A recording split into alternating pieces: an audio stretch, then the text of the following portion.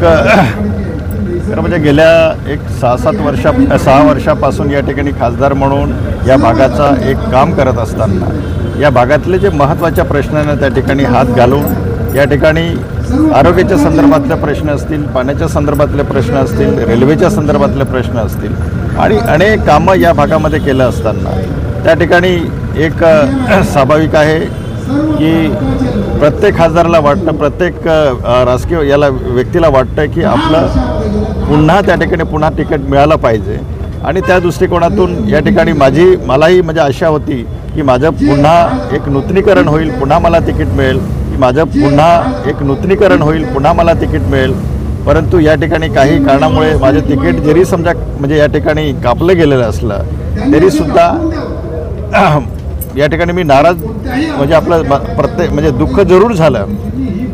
मी नाराजी होतो, म्हणजे दुःख जरूर झालं,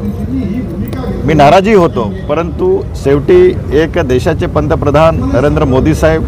ज्या पद्धतीने या देशाच्या विकासातून त्या ठिकाणी काम करत आहेत आणि हे सगळं बघून या ठिकाणी पुन्हा एक महायुतीचा घटक पक्षाचा एक खासदार या नात्याने या ठिकाणी मी कार्यकर्त्यांनाही आवाहन केलं की नाराजी जरी असली, अस्वस्थता जरी असली तरीसुद्धा पुन्हा आपण या ठिकाणी महायुतीच्या उमेदवाराला त्या ठिकाणी आपण निवडून द्यावं, अशा प्रकारे या ठिकाणी मी आवाहन केलेलं आहे आणि त्या दृष्टिकोनातून मी या कार्यक्रमाला या ठिकाणी आता आपली नाराजी कशा पद्धतीने दूर केलेली आहे किंवा आपल्याला काही त्यांनी शब्द दिलेला आहे की या ठिकाणी मी मुख्यमंत्री त्याचप्रमाणे डेप्युटी CM यांना प्रत्यक्ष भेटून त्यांना त्या ठिकाणी माझं ग्रहानं सांगितलं आणि त्यानुसार त्या ठिकाणी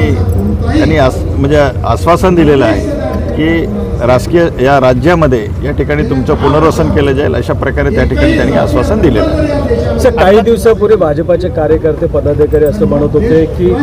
खासदार जे आहेत विद्यमान राजेंद्र गावित त्यांचं काम नाही आहे, त्यामुळे त्यांचं तिकीट नको म्हणून नाकारत होतं. पण असं अचानक काय जादू झाली की सगळे म्हणतात की काम आहे काय म्हणून? मग त्या ठिकाणी काय आहे की काही पुढारी असतात बरं का, त्या पुढाऱ्यांना कारण मी कोणाच्या हातात म्हणजे हातात येत नसल्यामुळे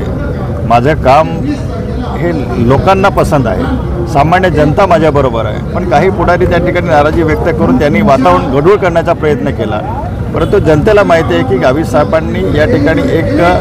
सामान्य माणूस केंद्रबिंदू म्हणून या ठिकाणी मी काम करण्याचा प्रयत्न केलेला आहे आणि